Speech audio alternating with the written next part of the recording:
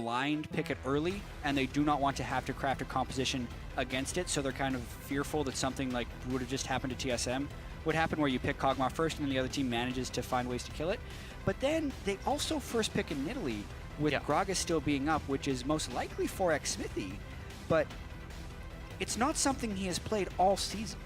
Yeah, I don't know. CLG just happy to play with the Runic Echoes Nidalee jungle. I actually looked at the European pick bans from this week as well, which I believe was the first professional league on 6-3. Correct. Nidalee was 100% pick ban, Alistar 100% pick ban as well, and then the final one was Kalista. Kalista even was Kog'Maw the most got banned through. champion.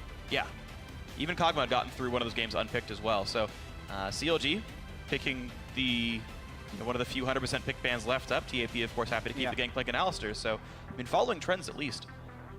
For sure, and it is somewhat of a denial pick that's been picked 3 times by Team Impulse. Surprising, though, I was really looking forward to see Xmithy play Gragas here. It was his main champion in the summer split, and now it was back in meta, but looks like they're going with more of a poke comp here. Yeah, right now they got a big protective support here, can be in the front line with Aftermath as Corki, of course, a flex pick here on the blue side. Despite some pretty significant nerfs to Phosphorus Bomb and fairly minor ones to his ultimate cooldown, or recharge rate, I should say, Corki still maintaining his spot as a somewhat frequently seen pick. And look at this TIP, actually are going to go for Nocturne. Ooh, and the thing is, I've actually seen Duskblade Nocturne, if this is a thing, can pretty much one-shot people. Warrior Duskblade is pretty scary. Because the ultimate and the Q can get them so low already, so you get a lot of the use of the passive on the Duskblade from that.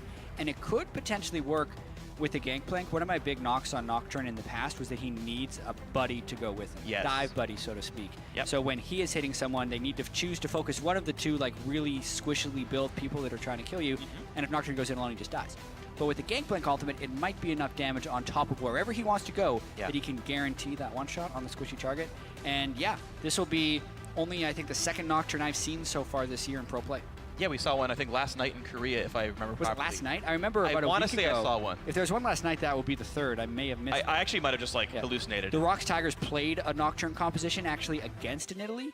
The Nidalee outfarmed heavily in the early game, but then the Nocturne, along with Kennen, was able to make some nice dive buddy plays and close in some team fights in the end game. And what's cool is, of course, this will penetrate the Braum shield very easily. And outside of Nocturne talk, of course, we see CLG picking up their last few champions. Another LeBlanc for Huhi. I think one of his best performing champions this year on CLG for sure. His LeBlanc is great. And Poppy, despite also a couple of nerfs on her to her Q damage and her R knockup duration, Poppy's still coming through to Darshan in that top lane. Yeah, the fact that Poppy fell this far in a draft, you're thinking, I wonder what has really changed, because even globally, Poppy is still the most picked champion in the top lane, but as you mentioned, some small tweaks against her in the 6.3 patch, and only the European and LCS, as far as the major regions, are on the 6.3 patch this week. Last pick comes through is Lysandra, by the way, so more all-in tools. Look at that. Gangplank land the ultimate, Nocturne land the ultimate. Lysandra just is known for diving, as is Alistar. And Mash will just kite around as Lucian. Looks like a very aggressive team by Impulse. Yeah, there's your dive buddy for Nocturne against Lysandra, or also a good pick against the LeBlanc, for sure. Yeah.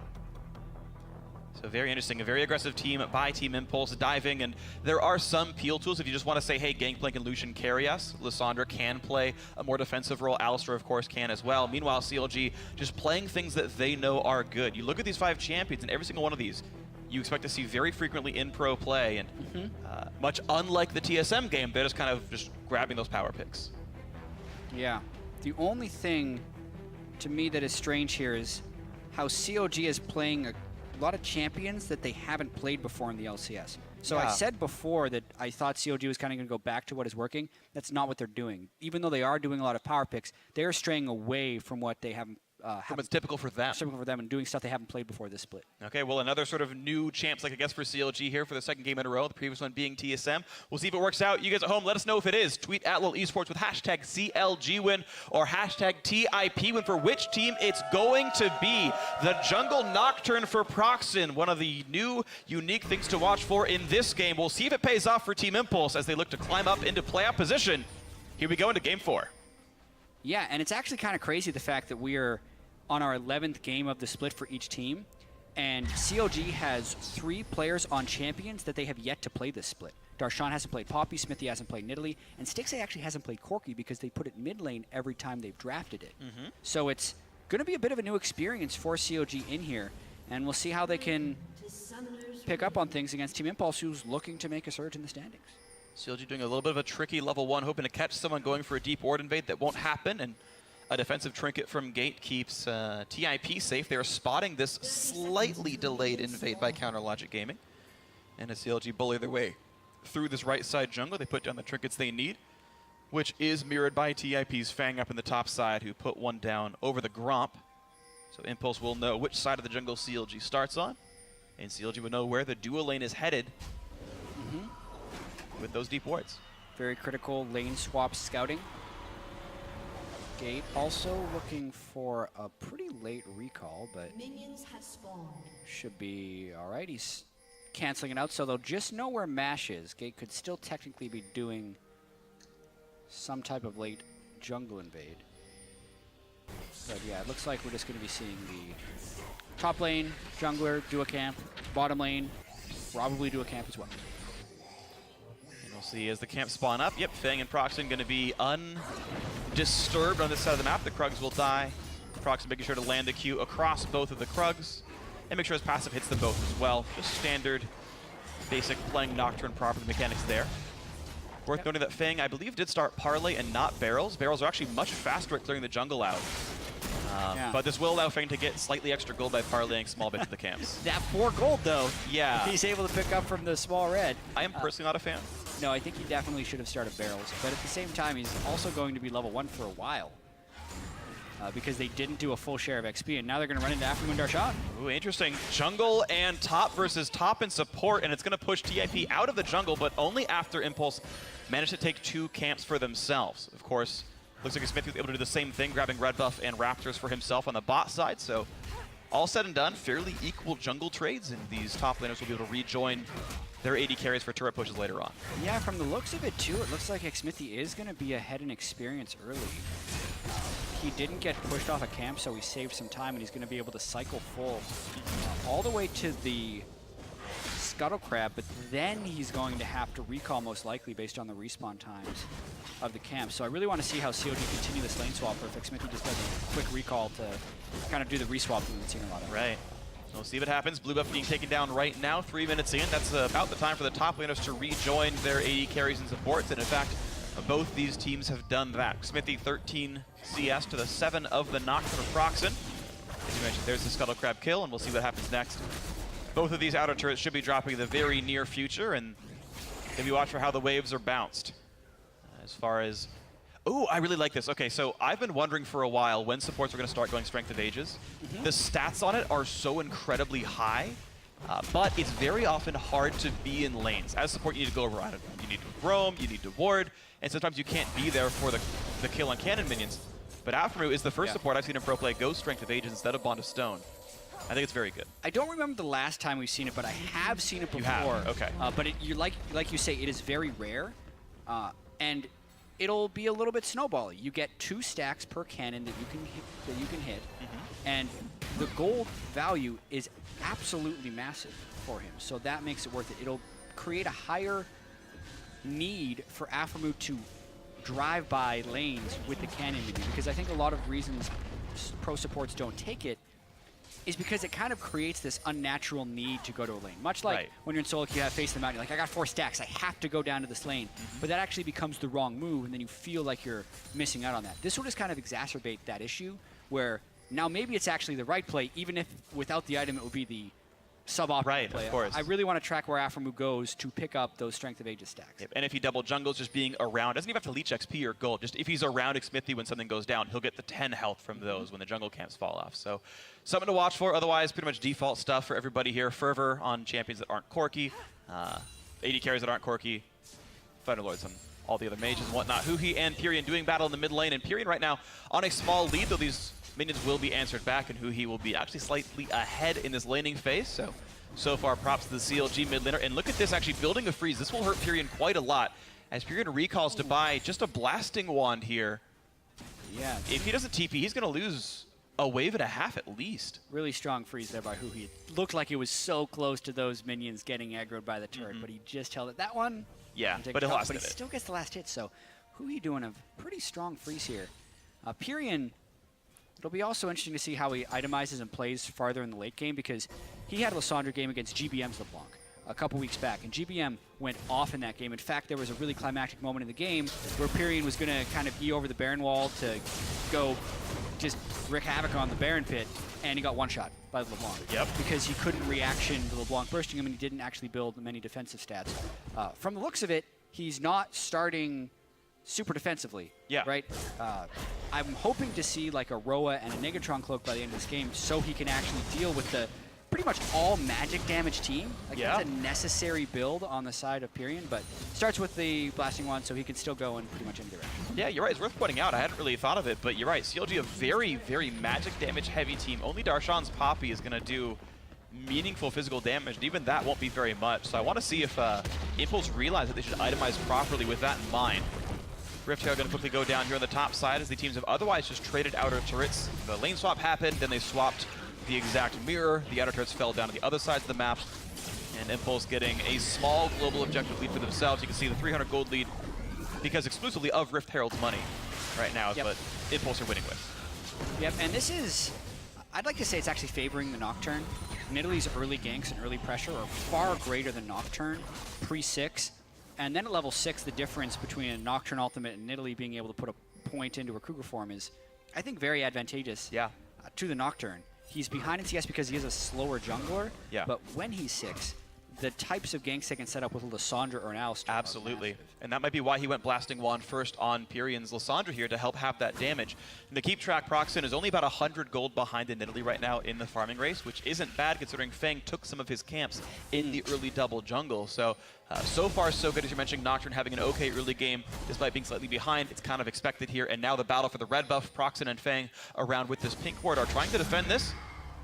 Nice spell, shield on reflex to dodge the javelin. Yeah, and this is typically where CLG wants to make a big play as well. They usually pull ahead by lane swapping and beating to the spot. With the gold even right now, they do beat him to the spot, and smartly Team Impulse doesn't take this fight, so CLG can't really snowball a big advantage off of it. But the question is, does Impulse have the ability to take that bottom side red buff? Because CLG, right, they went to the spot of their AD carry. They went for that invade, and of course it was smart. They pushed everyone away. But TIP just haven't been jungling because of that, right? They've got to run all the way across the map now. And they have a Rift Herald that Darshan can't push away. So Mash picked up that Rift Herald. This actually gives the advantage to Tip on this push. So even though CLG beat them to the spot, the Rift Herald equalizes that. And it's going to make this turret trade quite easy. Ooh, the flash pulverizer. Of course, he couldn't headbutt because of the W, so Darshan is running away, but exhausted, and Fear gives up first blood, defending a turret 1 versus 3. It's still a turret trade, but Impulse are ahead. Partially the difference right there of the Nocturne ultimate, but this push will continue. CLG forcing Team Impulse back by threatening that second turret. I don't think we're seeing an inhibitor turret trading here, though. No, we will not see the inhibitor turrets be traded. Gangplank in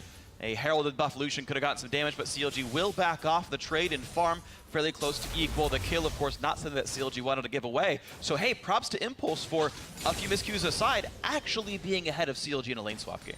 Yeah, something that's happened with Team Impulse so far this year is they've actually had pretty strong macro play, which has been miraculous considering how much their roster has been in flux. Yeah. Even the games where they had Seraph, it seemed like they were really sharp on things. Feng, though, is in a little bit of trouble. He's got a long ways to run. He's got a team coming around. Here's the teleport in as well, which means Darshan has to tackle a minion to run away, but Pyrion is in range with some spells. Gate's killing, but so is Huhi, and there's the stun onto the mid laner. Smithy around the wing, so is Stixay as well. The burst comes across, and a big package comes across, splits the team, and that means Pyrion goes down. Stixay gets the first kill of the game for Counter Logic Gaming. Impulse forced to run. Beautiful stun by Darshan, gets another kill, and in fact, off the screen, someone else dropped, making this 3 for 0, make that 4 for 0. CLG capitalizing like the first big character with their name.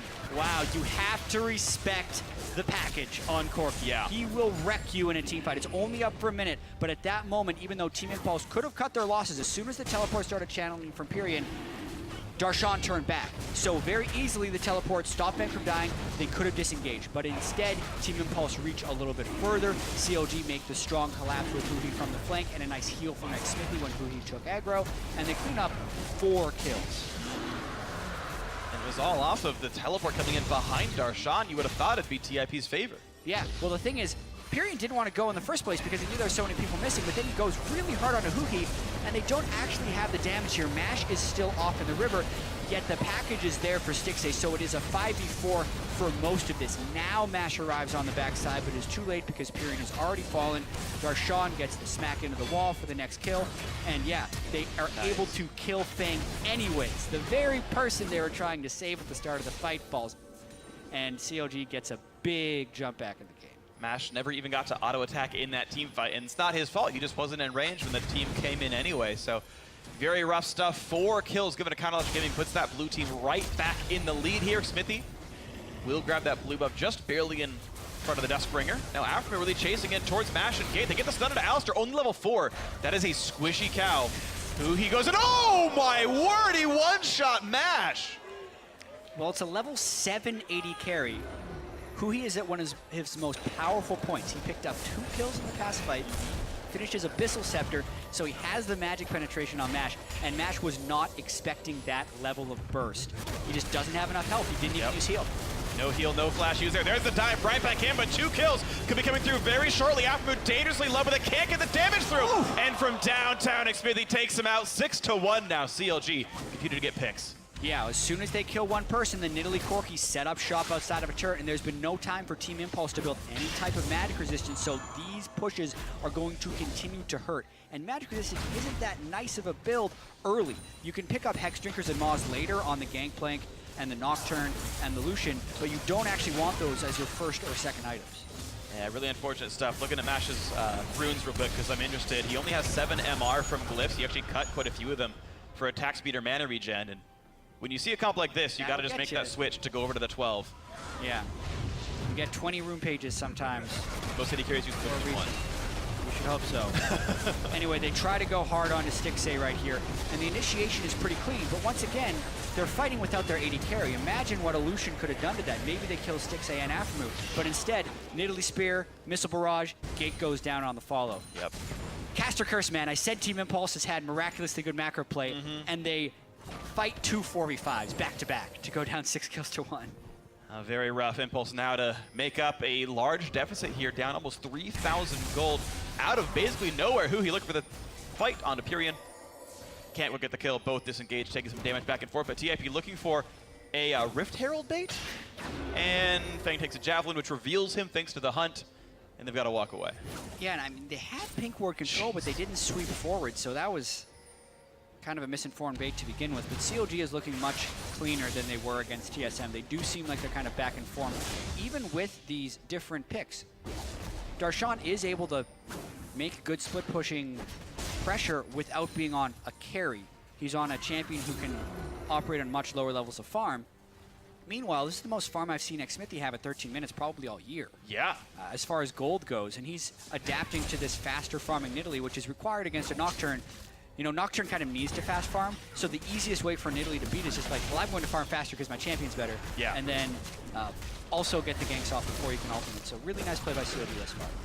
And thanks to that gold just ballooning up for CLG, Impulse have a long time to go until the builds can really come online. Nocturne has not yet finished the Warrior enchant. We'll see if he goes for Youmuu's or Duskblade next year, but certainly has a lot of time to go until that Nocturne can one-shot people. You're seeing that the gold inflating CLG's coffers and the XP they're getting from all these fights is kind of getting them out of reach of getting one-shot. You saw a couple of close fights, but Impulse couldn't quite close them here.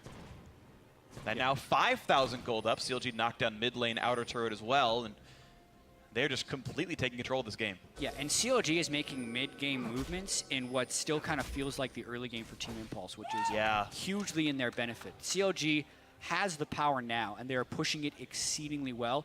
Team Impulse needed this to happen 10 minutes later, where they could have Hex Drinkers on Mash and Proxen, because now one spear hits you at half health, or you're too close to LeBlanc, and it's all of your health. And Mash's even missing the 350 gold he'd get from getting all of his cold farm. We're 50 minutes in, he still doesn't have 100 CS. He's 50 behind Stixxay thanks to how bad some of these lanes and fights have been. And Right, these are all things like Bash would have counted on that money for a mid-game build to work. Pyrion is trying for it though, down 5,000 gold, they're going for a fight. And he goes for 60, who jumps right over the wall, but Proxy gets him for the stun anyway, and there's how the die is supposed to work for Impulse. Now, can they stay in this fight, or do they have to run? Smithy goes back in, attack comes through, and that's gonna be a hit onto Mash. This Lucian is low, a huge knockup, but here's the follow-through. Stickshead goes in, he picks up one, and a couple of kills still come back as Proxy have picked off the support in the backside, but Huhi gets another kill for himself, a 2 for 2, but here comes another tackle. Is that gonna be a third for CLG? Fang flashes, takes the javelin, Smithy takes him down, and a 4th kill yet again. CLG crushing another team fight. Yeah, Team Impulse, they really wanted the force because they were getting poked down. I actually do not fault the call here from Team Impulse. They needed to do this because CLG was poking them down so hard, and Team Impulse had a numbers advantage at the beginning of the fight. As far as the mid-fight execution, we're going to be able to see it again very shortly, but that's a 5,000 gold lead they are fighting against. It is not easy to win against that type of lead. So good on CLG to turn that right back around, even after the first pick, to know that they would win the ensuing 4v5, and they are correct in doing that. CLG Gaming pushing their lead now to 7,000, and every single time we look up, that number just keeps growing. Yeah, and Huhi's going to be at the point where he can press Q and R on you and you're going to die. Yeah. So that is not going to be something Team Impulse recovers from easily. Smithy's still just power farming up. Level 11? Sold the Dragon. Level 11 in 60 minutes. New record for Xmithy. Yeah. That's just 2 level 11 in a game. He is tied for highest level in the game. No one on Impulse has 11 yet. Only Huhi on CLG has that. Yeah, watching this again, the flank teleport from Lysandra is good, and the Gangplank just takes another one to be in the fight. I actually would have liked Gangplank to be in where Pyrion was as well, but that couldn't happen. They do blow up Sticksay right away, and you can see Darshan is slow on the teleport to get into the fight. But when he does arrive, they still have these huge itemization advantages. Crazy good knockup from Xmithy's Poppy, only for 1 second, not 1.5, thanks to the nerfs in patch 6.3, but it's enough to buy time for Huhi and Xmithy to cycle their cooldowns. They still have flashes to get over the wall. Pyrion is the only reason this wasn't an ace, because he slips out with a sliver of health, and then Huhi gets distortion back for the final kill. LeBlanc and Nidalee are so strong in this stage of the game. Yep, and they just kept chasing these kills down. We actually saw that Huhi went for second Adam Frostqueen's Flame, finished the Abyssal, went right into that. And yeah, just extra chasing tools. CLG can keep fighting whenever they want. Whether it's a Darshan TP or just the team going in off a couple of slows, barrel chain clears some of the minions, and there's the ulti to do the rest of the work. Impulse will keep their mid lane tier 2 alive for now. But this game is quickly flying out of reach. It really is, and Fang doesn't have the type of farm Balls had last game on Gangplank, so when he lands a barrel chain and pops an ultimate down into the turret, it's just a slight inconvenience for CLG rather than a game-changing fight, at least at this point. Like Smithy can just throw a heal in on Nidalee and continue that. So there it is. Mid lane tier 2 is down. Gold is now up to 8,000 gold at 18 minutes. This is definitely a large lead. This would be a hard comeback for Impulse if they wanted to get back in on this one. This is CLG well in control, taking the wards away in the jungle. Pink wards are gone, green wards are gone, blue wards are gone, and there is maybe literally 2 wards of the map for Impulse right now. yeah, this is actually a gargantuan early game lead right now. Back when Dragon used to give gold, you would rarely see 8 to 10,000 gold leads before 20 minutes. Yeah. These are the gold leads that you usually surrender in solo queue. Oftentimes, yeah. 9,000. I mean, it's normally not off the 6 turrets to 3. It's normally like off, 14 kills to 1 or something. Let's correct that, Freak. That's the game where someone wants to surrender. Yeah. And then the other team's like, yo, we got this. And yeah, then like true. 20% of the time, because Big of solo queue, you actually do got this. No, that's true. We'll see that goes in. Oh, a lot of damage, and Gate late to the pulverize, actually. Didn't see it coming. He could have interrupted Huhi theoretically, but he already got all of his damage out on the LeBlanc. Turret still taking damage slowly but surely. This is, of course, Dragon 2 on for CLG Gaming, so those little hits by Sticksay and Darshan will trigger that magic damage dot and wear the turret down. Smithy once again solos a epic jungle camp. He got Dragon not long ago. You can see how nimble Rift Herald is. Never let Smithy get behind him. Yep, sorry, can't do it. Unless you are Elise to trick. Yeah, look at that Spiderling. Yeah, you can't do it. Either way, that's actually pretty good solo. Yeah. Rift Herald is kind of designed so you can't solo it. Yep. At least easily. But Xmithy makes it look as easy as he could for one person who goes to half health, and then because he's Nidalee, gets to heal himself back up. And hey, to his credit, for a time where we're saying, Smithy needs to play center Hulk junglers, play all the Gragas's, play all the Rek'Sais. First pick Nidalee, 9 out of 10 co-participation, almost double the CS of this Nocturne jungle. I mean, Smithy's having a great game. It's a new day for Smithy. Yep. Does whatever he wants. Yep. Proxen is not happy. He's not, but he's trying to build up towards Maw of Mortia's second item. Weirdly, she didn't fit a Hexbreaker first with how magic damage heavy that team is, but we are at least seeing those champions go for those types of builds. Gate is the one who has to go for the Aegis, which makes sense when Proxy needs to go for more selfish items here, and of course that was an Abyssal Rush from Purion. So the itemization is coming through, but the problem is they're so far down in gold, they're just down an item per person here. Void Staff done before any major MR purchases, so he's going to cut through those items when they do come through. Life is definitely difficult for the Team Impulse players here. To touch back on our conversation from the start of the game as well, Aphromoo with Strength of Ages has 210 extra health from that, which on a level 7 champion is like 2.5 levels worth of health. Yeah. Very valuable, more so than a Bond of Stone would be for him at the moment. Yeah. As far as amount of damage he can take. Absolutely. It's giving him more than 10 to 12% bonus health roughly because of that, which, as you said, is way more than the 4% damage reduction of Bond of Stone. So, yeah, it is tanky for him. He just can't absorb damage from Stixxay, but that does not seem to matter as Stixxay has only died once, and CLG are winning by quite a bit here. And CLG now to keep pushing forward. 21-minute Barons can always be difficult. Corki, one of the lower DPS AD carries, so sometimes trying to burn down a Baron is risky. Of course, Nidalee can help with that. And Gate, once again, spotted inside the jungle, will get stunned up, and no one wants to jump in onto an Alistar. There's the headbutt. Plurma set up his team, but guess what? Stixxay's right behind him. Gate just wasted the cooldown, has to burn the ulti, but now the pounce comes in, down to 100 HP. One more rocket will do it. Whoa. Nice blocks by Proxy to keep the team alive, but Gate has to walk away with no spells. And that means we might be able to see the Baron started, so we're saying 22 minutes into the game, still very risky.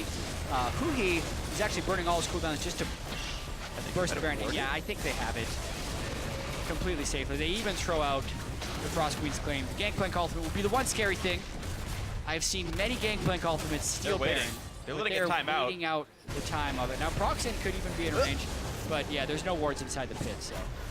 Well done by Smithy. Smite and takedown gets it picked off, and he's going to be just fine. 10-3 in kills, both dragons. The only Baron in this game as well, and now an 11,000 gold lead as CLG continue to absolutely crush the mid game. Yep, and I'm thinking the way that CLG will push this is they'll probably have Darshan getting some super minions up on one side. Actually a little surprised that Aphromoo just didn't go for a Banner of Command super early right here. Yeah. But against a Gangplank, you're not going to get the same type of power push as you would against like a double AP top lane. So you can understand why he'd go for the early wards and the boot enchant upgrade. So he's taking this slow. They'll probably just push up. And when Tip is trying to defend, I'm just waiting for Huhi to chunk someone out before we see a triple. Yeah. We may see that very, very shortly. CLG playing by the numbers. Dragon number 3 taken down without much contest. It's so funny because it never looks like they're being hyper-aggressive. Right? We're not seeing these protracted sieges or hardcore dives, but they've still managed to balloon a gigantic gold lead, continue their impeccable dragon control as well. Just everything is going to them all the time. CLG not letting anything sit on the map. And now we can see when that push finally does come through. They have the Baron buff. They have the ability to push. They have some decent poke with the LeBlanc, Nidalee, and Corki. And here comes the time where CLG probably looks for inhibitor turrets themselves. Yep. And even though it's slightly different CLG with different champions and Smithy on a farm jungle, they still gained their advantage from a lane swap decision that the other team made wrong, and CLG punished very hard. And then they were able to find multiple team fights throughout the game where they either had a giant gold lead beforehand or a numbers advantage beforehand. And both worked out very well for them. Good to CLG playing the open map well. Purion ult comes in a little bit too late to lock Huhi in under the turret, but that means Lysandre has to run away from that poke from Huhi. Proxy puts the shield up, doesn't get anything with it, and that means mid lane inhibitor turret is down. Huhi gets the top lane inhib turret as well with a 1-4 split push, and now both inhibs being attacked. No defense from Impulse at all. The call is, guys, let's wait. We'll just defend on Nexus turrets or maybe this bottom inhib right here, but they're giving these inhibs away. They don't have many options. Down 13,000 gold. Purion blew his ult defensively. Proxen used his ult to try and stop Baron, so they actually didn't have initiation tools, even if they wanted to stop the 1-3-1. CLG doing the 1-3-1 properly, and they're actually getting 3 inhibitors clean. There is still no fight in Impulse. They only try to go now after the turret's already gone. A bit of a late call, but they wanted to keep that 3rd inhibitor alive as their ultimates are coming back up from cooldowns. However, it doesn't matter. There is the 3rd inhibitor kill, all 3 down already before 25 minutes. Yeah, it doesn't show on the 5,000 gold from this active Baron power play, but this is one of the best things you're ever going to get. They crack all 3 inhibitors during the duration of their first Baron of the game, and they're looking to end on this push without actually killing Impulse. Here's the fight. Flash in from Gate, and they do pick off who he finally, a 1-kill pickup, but CLG can now ride Super Minions and the Baron buff in. Nexus turret number 1 is down. Nexus turret number 2 is down as well. 4 versus 5 inside Impulse's base, and Nexus taking damage. It will be going down shortly. A nice stun combo from Gate, but there's not enough ultis to follow through. Mash goes down. More kills picked up by CLG. Now 12-4 on the scoreboard. Fang and Proxen are next. There's a couple more kills. Xmithy is unstoppable, 5-0-7, and there's the game. Well into 30 minutes. CLG in 2nd place. And a really clean game from CLG there, Freak. Also, this is a day of revenge for some social media battered players. We have Xmithy going 5-0-8 on a farm-heavy jungler. We have Balls hard carrying a game with 58,000 damage to champions on Gangplank. It's been a good day for those guys, and this is a really nice way for CLG to bounce back against a team who, you know, they prove here they are much better than. Yes. Even though the records were stating otherwise before the match. Now CLG are the defending North American champions, and again, tied for 2nd as this day starts to wind down. Is still a pretty good spot for CLG to be. Of course, there's still that Titan of Immortals at the very top that